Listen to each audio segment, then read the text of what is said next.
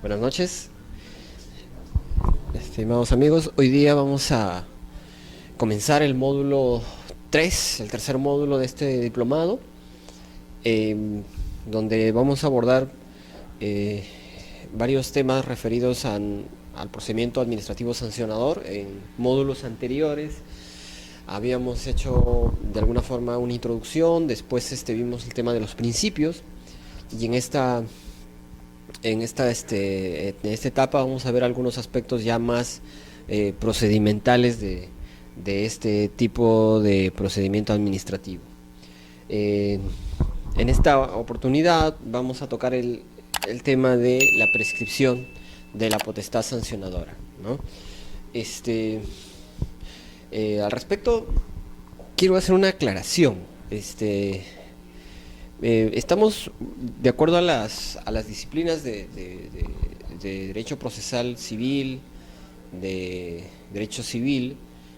Alguna vez estamos acostumbrados a hablar de prescripción de la acción, ¿no? Prescripción de la acción o prescripción de la o caducidad, ¿no? Es importante hacer una pequeña diferencia, ¿no? En principio hay que indicar que la prescripción no es lo mismo que caducidad, ¿no? Caducidad, desde un punto de vista jurídico, implica la pérdida del derecho, ¿no? Del derecho que se invoca. Y respecto a la prescripción, siempre se habla de la pérdida de la acción, ¿no? El derecho a accionar, ¿no? Entonces, primero hay que hacer esa aclaración, y aquí no hablamos de caducidad, simplemente, no de caducidad, sino solamente de prescripción. Ahora, pero tampoco se habla en el procedimiento administrativo sancionador, no se puede hablar de prescripción de la acción, ¿ya? Porque para hablar de prescripción de la acción, tendríamos que tener como premisa básica que estaríamos ante un procedimiento que prevé la facultad de acción. Y como ya hemos visto en anteriores sesiones, el procedimiento administrativo es una serie de concatenada de actos que no necesariamente implican la participación de algún actor que lo promueva necesariamente. Es decir, el procedimiento sancionador se inicia de oficio, es de oficio, ¿no? Si bien puede motivarse por alguna denuncia de algún particular, ¿no? O de alguna situación a través de la cual la administración toma conocimiento de un hecho determinado, presuntamente infractor, no cabe hablar de acción en sentido amplio. El procedimiento administrativo sancionador, no podemos hablar de prescripción de la acción, ¿no? Prescripción de la acción, prescripción de la demanda, de la denuncia, no se podría hablar. Eso para aclarar y como un preámbulo. Lo que tenemos que hablar aquí es, y la forma que más calza con el procedimiento, es hablar de prescripción de la potestad sancionadora, ¿no? Porque se habla de la prescripción y de la potestad que tiene el Estado para imponer sanciones, ¿no? Entonces, hecho esa primera aclaración, vamos a entrar en detalle y vamos a dar una pequeña idea de lo que entendemos por prescripción, ¿no? Y como ustedes podrán ver, es una idea bastante general, ¿no? Una definición bastante general que nos dice que por prescripción, de manera general, ¿no? En todas las disciplinas, aquí hay una definición bastante genérica, no es necesariamente administrativa. Por prescripción se entiende la facultad para determinar la existencia de infracciones de la administración que prescribe en el plazo que establezcan las leyes. Es decir, la prescripción es, en principio, es una facultad de la administración, ¿no? Quien tiene que determinar la existencia de infracciones dentro de un determinado plazo, ¿no? Sin perjuicio de los plazos para la prescripción de las demás responsabilidades. Esta es una primera apreciación de lo que se debe entender por prescripción, ¿no? Eh, Nuevamente, en un sentido amplio, se entiende por prescripción al instituto jurídico por el cual el transcurso del tiempo produce el efecto de consolidar situaciones de hecho y permite por consiguiente la extinción de derechos y acciones o la adquisición de las mismas, ¿no? Eso es una definición bastante general, ¿no? No, eh, ahí habría que borrar, bueno, se refiere a derechos, no el derecho que se invoca, sino simplemente derechos procesales, derechos procedimentales, ¿ya? Desde un punto de vista penal, ya entrando un poco en materia, y teniendo en cuenta que nosotros, nuestro procedimiento administrativo sancionador tiene sus bases en el derecho penal, tenemos que tener una definición desde el punto de vista penal, ¿no? Que en principio es la causa de la extinción de la responsabilidad criminal fundada en el tiempo sobre los acontecimientos humanos. Es una definición penal de la doctrina. Aquí hay que tener presente que una primera apreciación que podemos extraer de la prescripción es que es importante el tiempo, ¿no? El transcurso del tiempo es el que determina la situación de hecho o el efecto que causa la prescripción. En este caso, la extinción de la responsabilidad desde el punto de vista penal.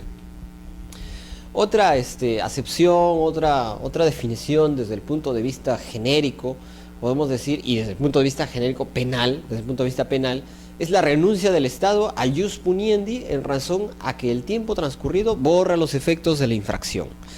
Y apenas si existe memoria social de la misma, ¿no? Díaz Roca nos da esta definición y nos indica que el transcurso del tiempo implica de alguna manera borrar los efectos que hubieron en su momento y ya como que ya esta situación no existe en la memoria social, ¿no? El transcurso del tiempo ya ha generado una situación que haga que desaparezcan los efectos o el reproche de la conducta, ¿no? Entonces, eso es, como podríamos decir, es una justificación desde el punto de vista penal. Desde el punto de vista ya administrativo, podemos decir que es la categoría que colabora con la moderación del jus puniendi, ¿no? Es una categoría jurídica, una figura jurídica que tiene un primer efecto que es moderador del jus puniendi. Ese es un efecto limitante del jus puniendi, ya que neutraliza la potestad con la que cuenta la administración para imponer sanciones, ¿no? Y no solamente para imponerlas, sino para perseguirlas, ¿no? E incluso también para ejecutar por la fuerza sanciones previamente impuestas, fundado en el transcurso del tiempo que elimina los fines de la prevención y represión que justifica toda sanción, ¿no? Entonces, ahí hay una primera apreciación de ya desde el punto de vista administrativo, procedimental administrativo. La doctrina nos da algunas ideas, toda vez que nuestra legislación no necesariamente ha definido lo que se debe entender por prescripción, ¿no? La ley del procedimiento administrativo general no contempla una definición de lo que se debe entender necesariamente por prescripción. Entonces acudimos a la doctrina para tener unas ideas que justifiquen y que nos indiquen la extensión de lo que se debe entender por prescripción, ¿no? Es importante aquí hacer una pequeña aclaración.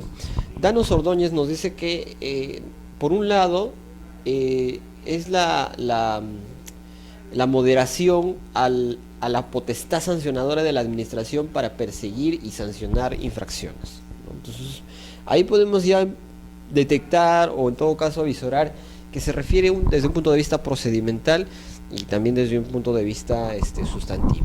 Pero también va más allá, ¿no? En la definición Danos Ordóñez nos indica que también se puede perder, o en todo caso o los efectos de la prescripción también surten efectos cuando la administración no ejecuta su acto administrativo durante un tiempo. Eso es importante. Es decir, la administración, una vez que ya emitió un acto administrativo, una decisión, necesariamente vincula a las partes su cumplimiento. Pero es también facultad y potestad de la administración ejecutar sus mandatos, ¿no? Por una situación y en base a un principio de autotutela. Por tanto, la administración también podría perder esa facultad de ejecutar sus propios actos administrativos, y esto es bien importante, si es que ocurre un determinado tiempo y se contempla la prescripción de esta potestad, ¿no? Para ejecutar el acto administrativo. Entonces, es importante tener en cuenta esta definición, fundamento. Vamos a ver ahora, antes de ya, hay unos fundamentos de la prescripción que es básicamente el propósito de su estudio, de su aplicación, ¿no? Por un lado, un tema de seguridad jurídica. Por otro lado, una situación de oportunidad. La prescripción ofrece cierta seguridad jurídica hacia los administrados, ¿no? Es decir, busca que no se prolonguen indefinidamente las situaciones expectantes de una posible sanción, por un lado, ¿no? Después, otro fundamento podemos encontrar la oportunidad, ¿no? El transcurso del tiempo sin imponer una sanción altera el tiempo, las circunstancias concurrentes y desaparece la adecuación entre el hecho y la sanción principal. Este fundamento, este doble fundamento, también lo encontramos o también fundamenta la prescripción en materia penal, ¿no? Entonces una suerte de fundamento de la prescripción en sentido general, y es que los administrados no pueden vivir a la expectativa que algún momento podrán ser sancionados, ¿no? O sea, no puede ser que una situación de posible sanción se prolongue por mucho tiempo. Y por otro lado, de alguna manera, la situación que siempre se dice, ¿no? Que justicia que tarda no es justicia, ¿no? Entonces, son todos los fundamentos. Bueno, en realidad podría haber más en la doctrina, sin embargo, he rescatado estos dos que me parecen interesantes para describir y en todo caso entender el propósito de la regulación de la prescripción dentro del procedimiento administrativo sancionador. Como decía, la ley del procedimiento administrativo general no nos da una definición, como ustedes podrán ver, una definición de lo que se entiende por prescripción de la potestad sancionadora. No ha regulado en específico, no ha delimitado una concepción, una definición legal. Y lo cual ha sido sano, pues ha dejado el asunto a la doctrina. Pero sí, la ley del procedimiento administrativo general ha establecido un plazo general de prescripción, ¿no? El artículo 233 establece que en principio y por regla general nos dice que la facultad para sancionar, o en todo caso para emitir o perseguir sanciones, perseguir infracciones y sancionar, tiene un plazo de prescripción que establezcan las leyes especiales. Recordemos que la ley del procedimiento administrativo general es una norma de carácter general y que su aplicación es supletoria por lo general en la medida que no exista o no se haya contemplado alguna circunstancia en las leyes especiales, ¿no? Entonces, vemos entonces que en principio nuestro ordenamiento jurídico ha determinado que la prescripción o el cómputo o los plazos de prescripción sean determinados por leyes especiales.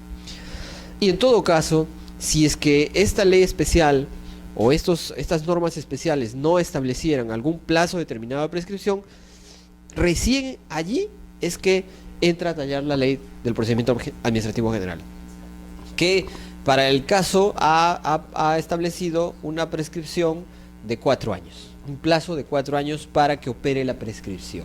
Entonces, veamos que hay una suerte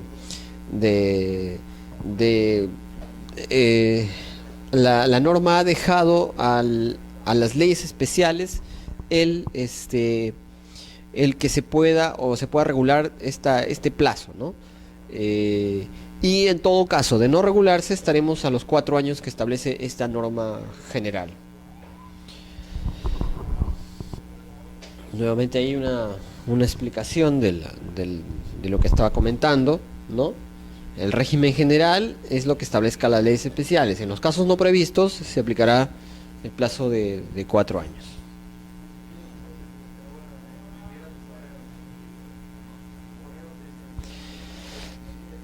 Es importante indicar que la prescripción se sustenta también en una reserva legal o en un principio de reserva legal, ¿no?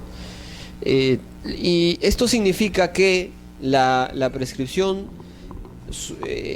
solo puede, o en todo caso el plazo de prescripción solo puede ser determinado por una norma con rango de ley. También es importante indicar que en caso la ley guarde silencio, no establezca alguna situación o un plazo, se aplica el plazo establecido en la LEPAG, ¿no? La Ley del Procedimiento Administrativo General.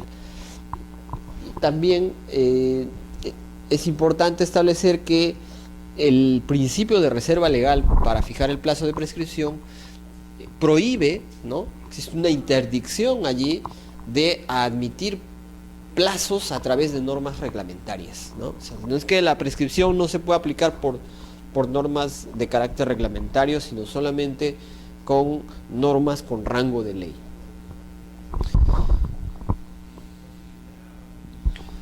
Esto es bastante importante tener en cuenta porque si bien es cierto, las leyes especiales y la norma marco, que es la Ley del Procedimiento Administrativo General, establecen un plazo, es más importante en todo caso y en todo caso se abren bastantes situaciones en cuanto al cómputo del plazo de la prescripción, ¿no? Y al respecto podemos decir que comienza a partir del día en que la infracción se hubiera cometido o desde que cesó si fuera una infracción continuada, una acción continuada. Aquí cabe hacer un pequeño paréntesis para hacer una aclaración, ¿no? Tengamos en cuenta que la norma, y esto es extraído de la Ley del Procedimiento Administrativo General, establece en principio que se cuenta a partir desde que se cometió el hecho, ¿no? Entonces veamos aquí que esta parte está básicamente referida a una suerte de infracciones instantáneas, ¿no? Entonces, al respecto no hay mayor comentario, no hay mayor duda, porque las infracciones, ¿qué se puede decir? Infracciones instantáneas son aquellas que se consuman en un momento, ¿no? En un instante, ¿no? Esto tiene su correlato en el derecho penal, ¿no? Por ejemplo, me pasé la luz roja en un semáforo, ya incurrí en infracción, y esa infracción se consumó en ese momento, ¿no? Por lo tanto, ahí estaremos hablando de una infracción instantánea, ¿no? Que se consumó en ese momento, ¿no? Ahora, también existen infracciones que pueden perdurar en el tiempo, ¿no? No todas las infracciones pueden nacer y morir en un solo instante, ¿no? Por decir de alguna manera, sino que también hay infracciones que se podrían prolongar durante un tiempo, y allí el plazo de la prescripción cuenta, o en todo caso la norma nos indica que comienza a contarse desde que esta cesa, ¿no? Desde que la infracción concluye, ¿no? Y nos dice en el caso que fuera una infracción continuada. Básicamente aquí se refiere a aquellas infracciones que se prolongan en el tiempo, ¿no?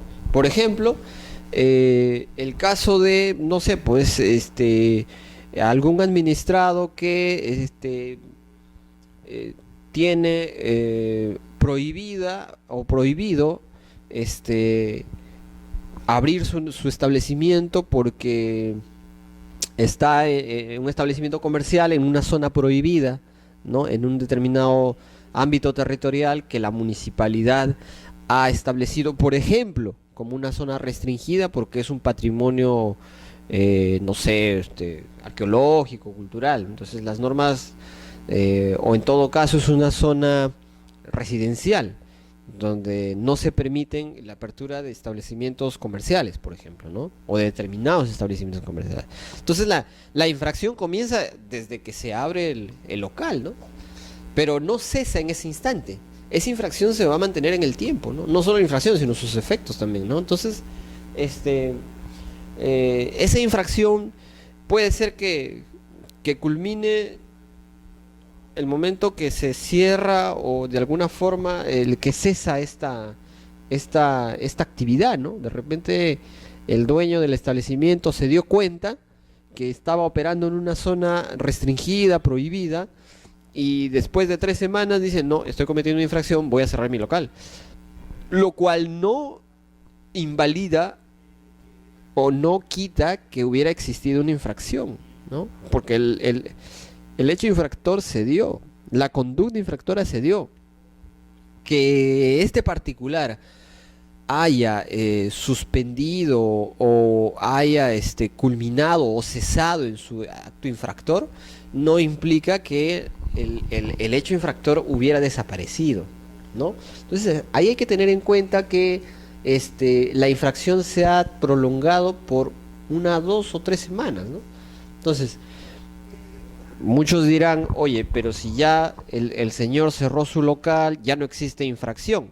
No, no es tan simple, ¿no? La infracción se puede haber cometido. Y justamente la administración no puede renunciar a su potestad sancionadora, ¿no? Entonces, si bien puede haber cesado la conducta o sus efectos, ello es una situación que en todo caso podría servir no para eximir de responsabilidad al administrado, sino para que sea tomado en cuenta por la autoridad administrativa al momento de graduar una posible sanción. Oye, yo cometí una infracción pero la subsané. Ah, eso es otra cosa, ¿no? Entonces tu sanción podrá ser atenuada, podrá ser una situación de un atenuante distinta, distinto a que desaparezca la infracción, ¿no? Entonces es importante tener en cuenta el cómputo del plazo de prescripción, que es una situación bastante importante, ¿no? Otro aspecto que debemos tener en cuenta al momento de referirnos al cómputo del plazo es que el cómputo del plazo puede suspenderse, ¿no? Y es que en algunos casos, vamos a suponer, teniendo en cuenta que en este caso la ley marco nos dice 4 años de prescripción, supongamos que un determinado hecho tiene una prescripción, o en todo caso la potestad sancionadora para la potestad para sancionar ese hecho prescribe a los 4 años. Y durante ese tiempo ocurren determinadas situaciones que pueden originar la suspensión de la prescripción. Y es la norma la que nos invita o nos señala qué situaciones podrían ocasionar la suspensión de la prescripción, ¿no? Y es que se suspenden con la iniciación del procedimiento sancionador a través de la notificación al administrado de los hechos que constituyen imputaciones a título de cargo, ¿no?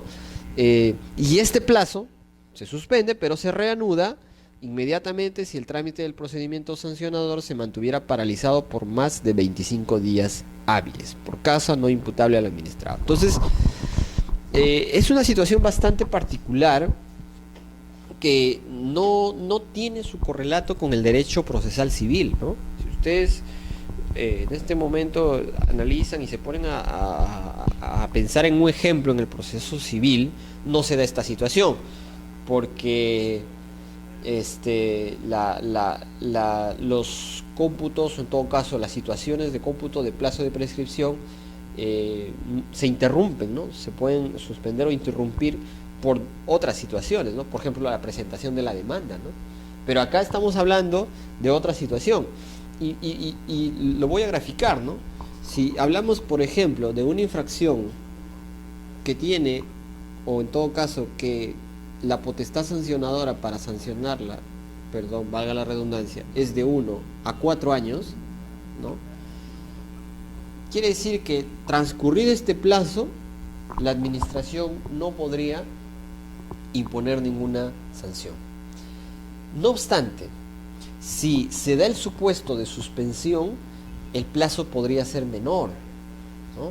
Y por tanto, la administración sí podría conocer el hecho. Entonces, ¿cuál es el supuesto que nos indica la norma? El supuesto es que durante el lapso que no ha habido una actividad de parte del Estado para perseguir o sancionar esta infracción, ocurre la suspensión del plazo. ¿Y cuándo se suspende? Cuando se inicia el procedimiento, ¿no? Inicia el procedimiento administrativo sancionador, inicio del PAS. Entonces, una vez que el PAS se inicia formalmente, es que el plazo de la prescripción se interrumpe. Imaginemos que acá pasó 1 año, 2 años, y estando al tercer año, ¿no? Tercer año, ocurre el inicio del PAS, del procedimiento administrativo sancionador. Aquí cabe hacer una precisión. El procedimiento administrativo sancionador se inicia no con la presentación de una denuncia o con la inspección que hubiera hecho la administración, no. El procedimiento administrativo sancionador se inicia tampoco con la resolución que dispone su inicio, ¿no? Porque obviamente con un PAS hay una resolución de inicio, ¿no? No, esto puede parecer engañoso, pero el procedimiento sancionador se inicia con la notificación de la imputación de cargos, ¿no? Entonces, la resolución de inicio puede estar emitida, pero si no se ha notificado al administrado a través del procedimiento respectivo y se le ha imputado los cargos los hechos a título de cargo, no podemos hablar que el procedimiento administrativo inició. Entonces, hay una pequeña aclaración, ¿no? Entonces, el procedimiento administrativo sancionador, a diferencia del procedimiento trilateral quizá, se inicia con la resolución de inicio, con la notificación de la resolución que le imputa los cargos al administrado. Entonces, es importante aquí tener en cuenta lo siguiente, que si, por ejemplo, vamos a un ejemplo, ¿no? Sabemos que, por ejemplo, la SUNAT tiene procedimientos, ¿no? En materia tributaria, procedimientos sancionadores cuando detectan alguna infracción referida con la declaración, pago de tributos, qué sé yo. Entonces, pero normalmente la SUNAT, y hay situaciones en las que, ¿cómo se entera la SUNAT de las infracciones? O es que hay un ciudadano determinado, un vecino mío que va a la SUNAT y me denuncia. No siempre, pero puede ser, ¿no? No se da en todos los casos. Pero la SUNAT, por lo general, para detectar una presunta infracción, un indicio de una presunta infracción, la SUNAT va a elaborar ciertas actividades de campo o, por ejemplo, requerimientos de información, auditorías, ¿no? O sea, determinadas actuaciones preliminares que van a servir para recolectar información, recopilar datos que puedan servir de sustento al inicio de un PAS, de un procedimiento administrativo sancionador. Entonces, nótese que el camino puede ya estar allanado, ¿no? Puede haber actuaciones, la administración ya puede haber iniciado requerimientos, de repente ya le requirió al administrado, le dijo, presenta tus libros contables, dame determinada información. Puede haber ya la SUNAT o la administración tributaria iniciado actividades, pero para iniciar un procedimiento administrativo general tiene que tener de alguna manera documentos e indicios razonables que la lleven a presumir la existencia de una infracción a las normas tributarias. Entonces, recién con la notificación de esta imputación de cargos es que empezaría a contar, o en todo caso empezaría se iniciaría formalmente el procedimiento sancionador y por lo tanto se suspendería el plazo de la prescripción, ¿no? Entonces, el plazo de la prescripción en materia de potestad sancionadora o derecho administrativo sancionador se suspende, según la LEPAJ, por el inicio del procedimiento administrativo sancionador con la notificación de la imputación de cargos al administrado. Entonces, ¿y cuándo es que se reanuda, no? O sea, acá imaginemos que llegaron a los 3 años y se inició una determinada fecha, no sé, pues enero quizá, pero queda paralizado enero, febrero, y en todo febrero y marzo, entre febrero y marzo, queda paralizado el procedimiento, ¿no? Y transcurren 25 días sin que la administración hubiera efectuado alguna actividad. Esto determina que cumplidos los 25 días se reanuda el plazo. Entonces, ya no es que estos 4 años, imaginemos que los 4 años vencían hoy día, ¿no? Vamos a suponer que hoy día, 24 de agosto, estamos 25, hoy día 25 de agosto, el plazo vencía, eran los 4 años. Pero como hubo un pequeño desfase aquí de 3 meses, ¿no? Incluyendo los 25 días últimos, entonces estos 3 meses determinan que no venza todavía el plazo de prescripción. Tendremos que restar de este plazo, tenemos que ampliar 25 días más, perdón, 3 meses más. Y el plazo en todo caso vencería de aquí a 3 meses más. No sé si me dejo entender, pero básicamente esa es la idea de la suspensión del cómputo del plazo de la prescripción.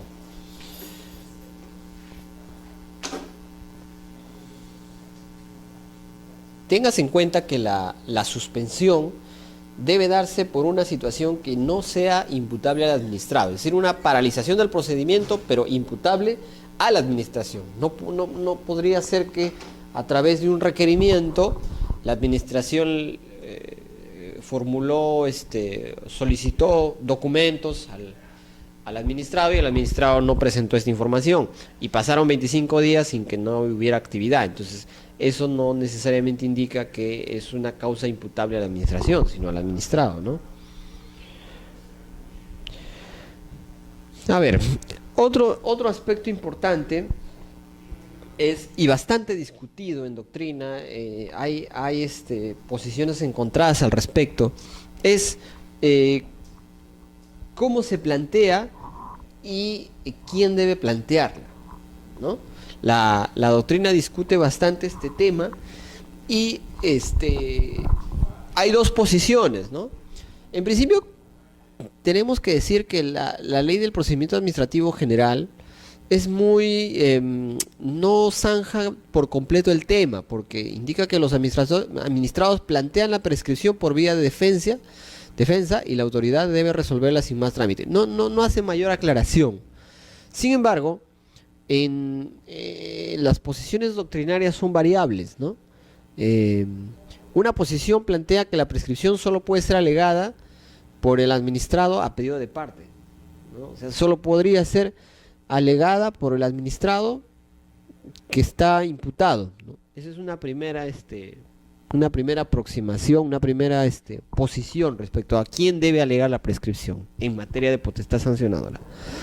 La posición 2 considera la posibilidad que la administración de oficio la pueda aplicar y se fundamenta en que la prescripción sirve para resguardar el interés público, Entonces, notemos allí que actualmente esto es un debate, no está zanjado el asunto, y algunos tratadistas, algunos autores señalan que sí, solamente a pedido de parte se podría este, establecer o aplicar la prescripción, ¿no? Pero la otra posición, ¿no? Considera que no, que se puede actuar de oficio. Instituciones como Indecopi, por ejemplo, consideran que la prescripción puede, en determinados procedimientos por ejemplo, en los procedimientos de protección al consumidor, señalan que la prescripción se puede aplicar de oficio. Es más, los órganos resolutivos en protección al consumidor en el Indecopi aplican la prescripción de oficio, sin necesidad que sea invocada por alguna de las partes. También es importante indicar que esta situación de aplicarla de oficio también colabora con la celeridad y la eficacia del procedimiento, porque no tendría ningún efecto continuar un procedimiento, iniciar un procedimiento, seguir un procedimiento, sancionar a un administrado cuyos efectos de la sanción ya desaparecieron, ¿no? Es decir, que ya no es factible o en todo caso no ameritaría sancionar por el paso del tiempo, ¿no? Y nos imaginamos, por ejemplo, una situación en la que el administrado en un primer momento no ejerce esta defensa y no la plantea de parte, pero cuando el procedimiento va en apelación, tampoco plantea, y de repente este procedimiento podría llegar a un contencioso administrativo, y es recién en esa etapa que es planteada la posibilidad de prescripción.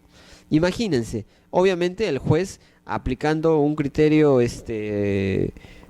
muy simple, diría, en efecto, acogería el pedido y diría, bueno, esta conducta no debió ser sancionada porque cuando se inició el procedimiento sancionador formalmente ya había operado el plazo de prescripción. Entonces, es un análisis simple que no requiere mayor abundamiento, no requiere mayor análisis, solamente hacer una situación de cómputo de plazos y que un juez tranquilamente podría determinar. Entonces, y eso, me pregunto, ¿eso necesariamente tiene que acarrear que la administración tenga que anular? Bueno, tendría que anularse a través del Poder Judicial, pero todo el tiempo, toda el inversión de recursos por parte del administrado, por parte de la administración, de generar un expediente, un procedimiento, para que al final evidentemente sea declarado nulo, ¿no? Porque no tendría efecto la sanción si ya había operado la prescripción. Pero como la administración no la puede aplicar de oficio y tiene que esperar que el administrado lo haga, entonces de repente el administrado nunca lo hizo en sede administrativa. Hubo un camino que de repente no se debió seguir, pero como hay esa atadura, entonces tendría que ser a través de una resolución, una sentencia judicial. Entonces, como que yo particularmente me adhiero a esta segunda posición por considerarla más eficaz, más célere y más práctica, ¿no? No obstante, como digo, hay otras posiciones que se ciñen más y que se acercan más a lo que establece el artículo 233.3 de la LEPAJ. Bueno, y eso es en cuanto al tema de la prescripción. Quiero aquí continuar con algunos aspectos referidos a las características del procedimiento sancionador. Voy a dar algunos alcances que tienen mucho que ver con los principios que también ya habíamos visto, ¿no? Y que es parte del desarrollo del procedimiento, ¿no?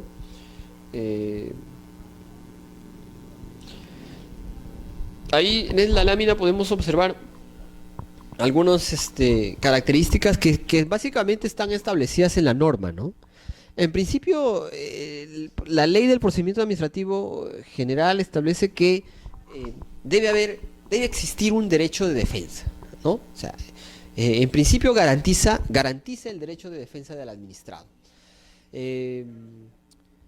En algunos casos el administrado o el público o el particular, el común de la gente podría, al menos personas que no conocen de derecho, podrían imaginar o podrían asumir que las sanciones en el derecho procedimental administrativo puedan ser aplicadas de inmediato, ¿no? Pero no siempre es así, ¿no? No todas las sanciones se pueden aplicar de inmediato como si fuera una papeleta por una infracción de tránsito, ¿no? Nuestro ordenamiento jurídico ha previsto una serie de procedimientos destinados a cautelar los derechos, el derecho de los administrados, en este caso el derecho del imputado. Por lo tanto, es parte de un debido procedimiento otorgarle un plazo para que ejerza su derecho de defensa, ¿no? La ley general, la ley del procedimiento administrativo general, establece que son 5 días para formular las alegaciones y para que pueda utilizar sus medios de defensa, ¿no? Sin que la abstención del ejercicio de este derecho pueda considerarse como un elemento a juicio contrario a su situación. ¿Qué quiere decir esto? Me explico. Y lo explico con un ejemplo. Lo que nos trata de decir esta primera característica es que el hecho que el administrado no ejerza su derecho de defensa no quiere decir que esté renunciando a él, ¿no? O sea, no quiere decir que esté reconociendo la infracción, ¿no? Decimos que al administrado no le interesa quizá defenderse, no le da la gana defenderse, pero eso no quiere decir que está reconociendo la infracción, ¿no?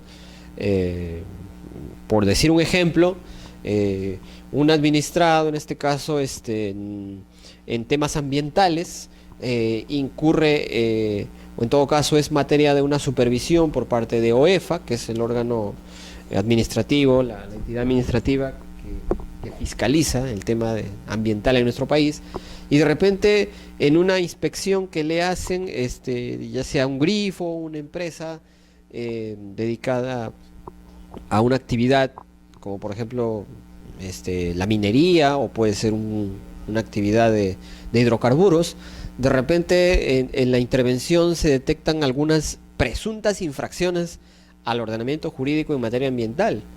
Entonces se recopila la información, se inicia un PAS, un procedimiento administrativo sancionador.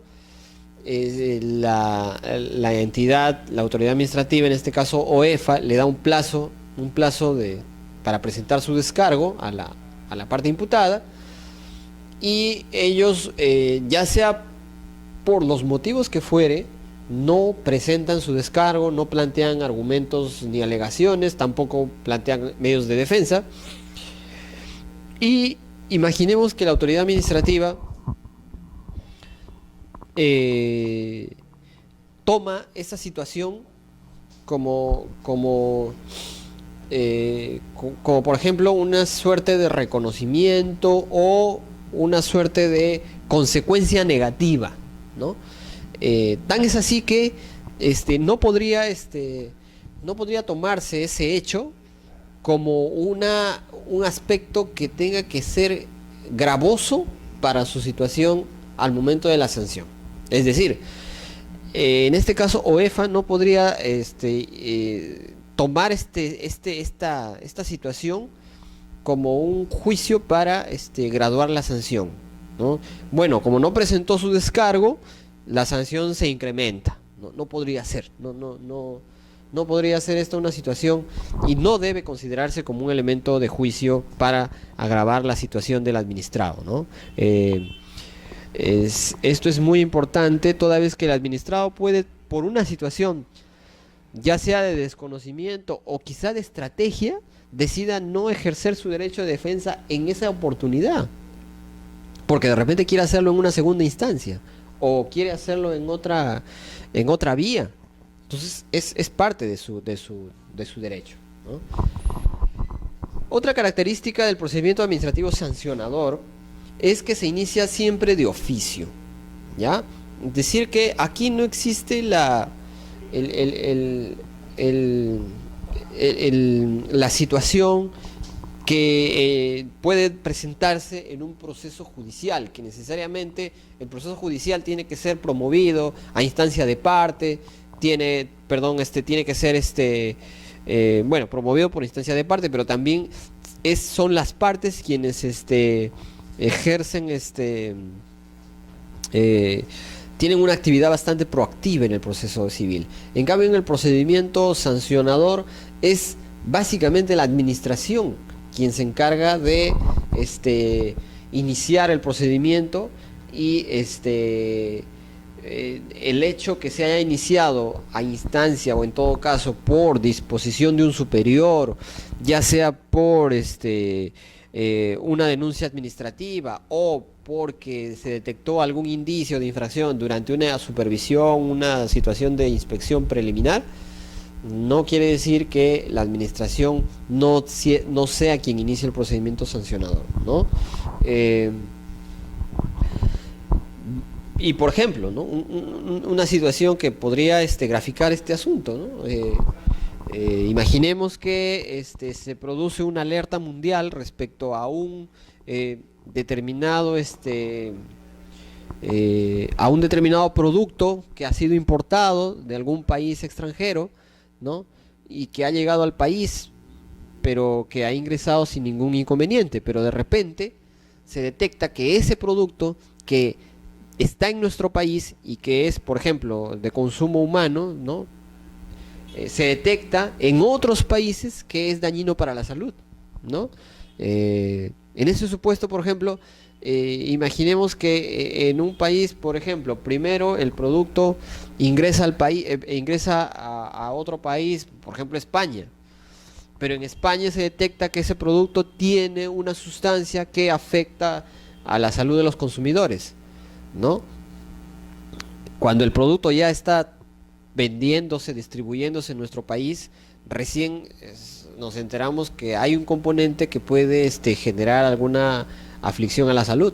Entonces, la autoridad, y esto, por ejemplo, sale por los medios de comunicación, y la autoridad administrativa tiene que intervenir de oficio, ¿no?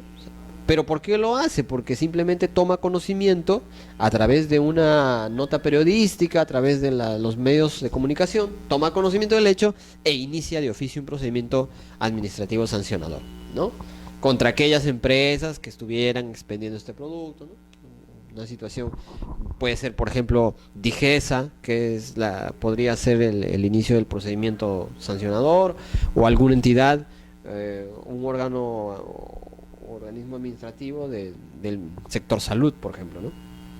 Entonces, si bien puede haber una motivación o una petición motivada por otros órganos o por entidades o por denuncia, el procedimiento administrativo siempre se inicia de oficio. Y esto tiene mucha relación con lo que vamos a decir en adelante, ¿no? Porque la siguiente característica es que con anterioridad a la iniciación formal del procedimiento se podrán realizar actuaciones previas a la investigación, previas de investigación, averiguación, inspección, para determinar con carácter preliminar si concurren circunstancias que justifiquen su iniciación. Es decir, que el procedimiento administrativo, y hemos dicho que inicia con una resolución de inicio, básicamente, valga la redundancia, pero cabe la posibilidad o prevé, y es lícito, que la administración previamente al inicio de este procedimiento sancionador efectúe determinadas diligencias, ¿no? Determinadas actuaciones, como por ejemplo puede ser inspecciones, requerimientos de información, actuaciones previas que le generen cierta convicción o algunos indicios que pongan en evidencia y justifiquen que corresponde iniciar un procedimiento administrativo sancionador.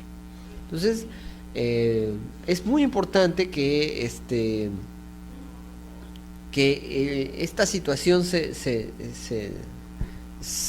contemple en la norma, porque eso le va a dar mayor sustento a la investigación, mayor contenido, mayor consistencia a las imputaciones que pudiera hacer la administración frente al imputado. Nuevamente, recordemos el caso de SUNAT, ¿no? SUNAT en muchos casos lleva a cabo una auditoría, ¿no? Una auditoría contable, tributaria, respecto a los libros contables, documentación, ¿no? Documentación de ventas, registros de las empresas, para recién, ojo, lo hace, esta auditoría muchas veces puede hacer antes del inicio de un procedimiento sancionador, no necesariamente durante. Y esto, justamente estas conclusiones a las que va a arribar la autoridad administrativa tributaria son las que van a propiciar el inicio de un procedimiento administrativo sancionador, ¿no? Otra característica de este procedimiento sancionador es que cuando el infractor sancionado recurra o impugna la resolución adoptada, la resolución que resuelve el recurso, ¿no?, la segunda instancia en este caso, no podrá determinar la imposición de sanciones más graves para el administrado. Esto, en otras palabras, señores, es el principio de reformatio impeium, ¿no?, que es no reformar, la prohibición de reformar en peor.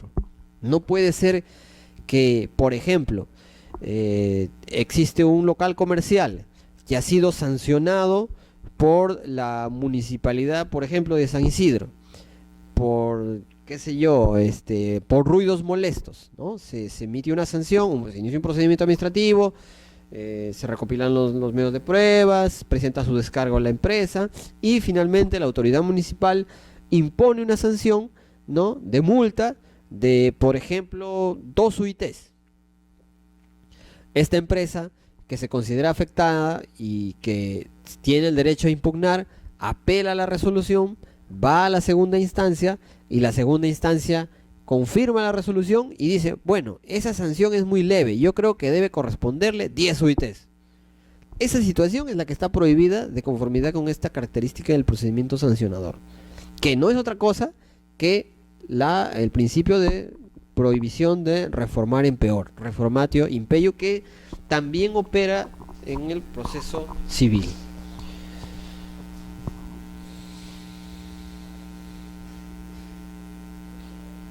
Ahí me salté esta parte, voy a retornar. Aquí hay una parte que me había salteado, disculpen, y es que ahí también tenemos algunas características también del procedimiento sancionador, y que por lo general, ¿no?, desde el punto de vista de la ley del procedimiento administrativo general, todo procedimiento administrativo sancionador debe diferenciar su estructura de la autoridad que conduce la fase instructora y la que decide la aplicación de la sanción cuando la organización de la entidad lo permita. O sea, es una suerte de estructura desde el punto de vista bastante general, porque no todas las entidades administrativas aplican a rajatabla este postulado, ¿no? Lo que nos quiere decir acá la norma es que todo procedimiento administrativo tiene que diseñarse de tal manera que existan 2 fases durante el procedimiento administrativo, ¿no? Una primera fase, que es la instructora, en la cual se van a actuar los medios de prueba, se van a hacer los análisis de los descargos, ¿no? Se va a formar, de alguna manera se va a formar una idea de la materia discutida, ¿no? Es decir, va a haber una suerte de presentación de descargos, de discusión y de actuación de pruebas durante esta etapa, ¿no? Básicamente es eso, no hay más actuación allí. Y la otra etapa, que es ya la fase de decisión, ¿no?, que es sería pues la fase en la que ya la administración se ha formado un criterio, se ha formado una convicción de si es necesario o no aplicar o imponer una sanción, ¿no? En esta fase y hay diversas formas, ¿no? O sea, en esta fase solamente la autoridad puede imponer una sanción o no, nada más. Caso, por ejemplo, el caso, por ejemplo, sucede también muy a menudo en algunas entidades que la primera etapa suele ser seguida por una autoridad unipersonal, ¿no? Que es la que hace el inicio del procedimiento, solicita los descargos a la otra parte, actúa a medios de prueba, ¿no? Ah, puede citar a las partes a inspecciones, puede actuar pericias, puede, inclusive esta autoridad podría dictar medidas cautelares, ¿no? Para decirlo más propiamente dicho, medidas provisionales, ¿no? Eh, medidas que cautelen aseguren la decisión final, pero no se va a encargar de imponer la sanción. Algo así como la estructura penal, ¿no? Que el fiscal investiga, acusa y finalmente es el juez quien, en base a la información y a toda la documentación del expediente, ya será quien emita la sentencia, ¿no? Hay también un juez instructor y una sala que sentencia, ¿no? Es algo parecido, ¿no? No obstante, no es una cualidad que necesariamente deba ser aplicada obligatoriamente en todos los procedimientos administrativos, ¿no? Ahora, ¿cuál es la finalidad de diferenciar esta estructura dual, ¿no? La finalidad básicamente es que exista cierta garantía y de alguna manera cierta, sí, bueno, llamémosle cierta garantía de que la persona quien sigue la investigación no va a ser la misma que va a resolverla, ¿no? Es decir, que hay dos órganos o dos autoridades que van a ver el caso. Una primera que solamente va a hacer la actividad de recopilación de pruebas, de recaudos, de actuación, de todo. Y una segunda autoridad que solamente con la información que ya está en el expediente se va a abocar a emitir un pronunciamiento final, ya sea sancionando o no la conducta, ¿no? Algunos procedimientos lo contemplan, ¿no? Algunas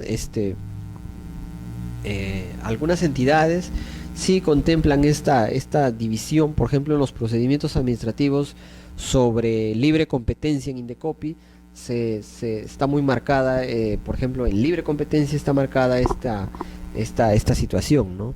Por ejemplo, hay una suerte de investigación o instrucción que se da por una autoridad, ¿no? En este caso la Secretaría Técnica, y la segunda fase ya es una etapa de sanción o de determinación de responsabilidades que es aplicada solamente por la comisión, ¿no? También creo que la comisión de fiscalización de competencia desleal también tiene esta estructura, ¿no? Entonces, en esta segunda etapa, la comisión, que es un colegiado, sería quien analice el caso, el expediente, y de acuerdo a los recaudos analizados, de acuerdo a la información recabada, a las pericias, pruebas, inspecciones actuadas en la etapa de instrucción, de acuerdo a ello se formará un concepto, una idea de si la conducta merece o amerita una sanción o no, ¿no?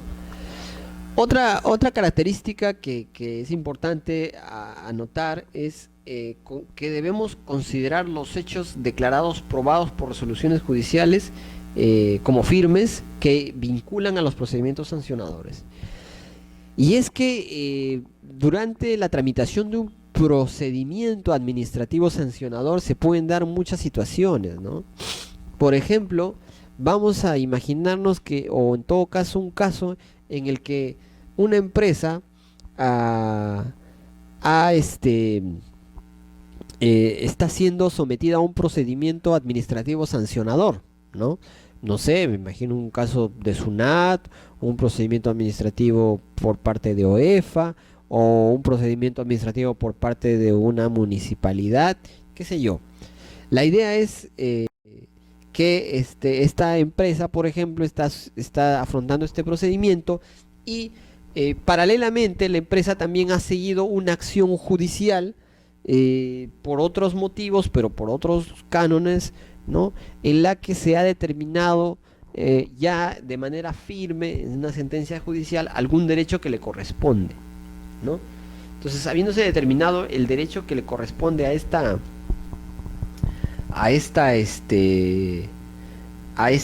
empresa, la administración no debe, o sea, debería nada más limitarse a considerar lo que se ha aprobado en la resolución como algo veraz, no tiene que actuar mayores medios de prueba, ¿no?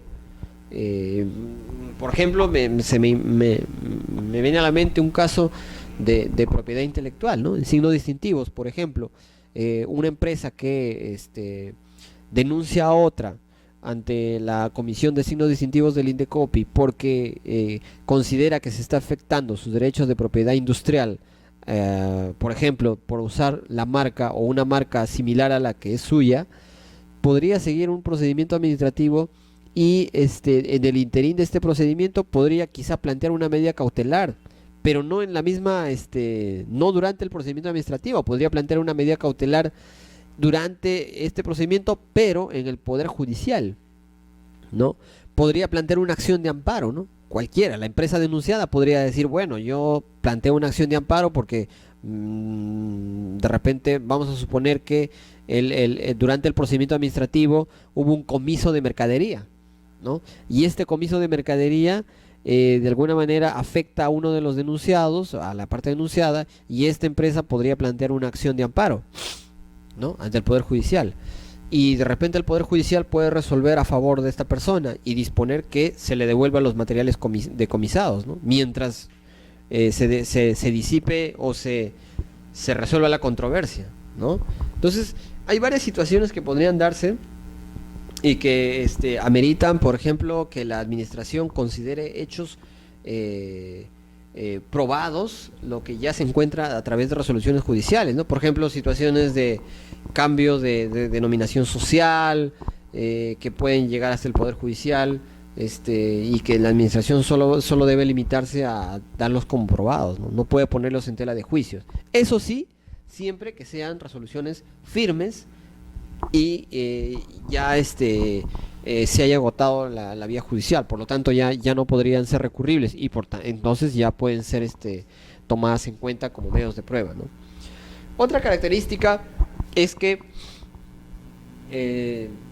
y esto es bien importante en un procedimiento administrativo, ¿no? En un procedimiento administrativo la autoridad tiene la obligación de no solamente notificar al administrado los hechos que se le imputen a título de cargo, sino también tiene que informarle cómo se ha calificado cada hecho, ¿no? Es decir, yo no debo, o sea, como administrado, tengo el derecho a que me digan qué es lo que yo he cometido y en qué medida o qué aspecto o cómo es que ese hecho vulnera una norma o el ordenamiento jurídico, ¿no? O sea, me notifican que yo he cometido determinada infracción.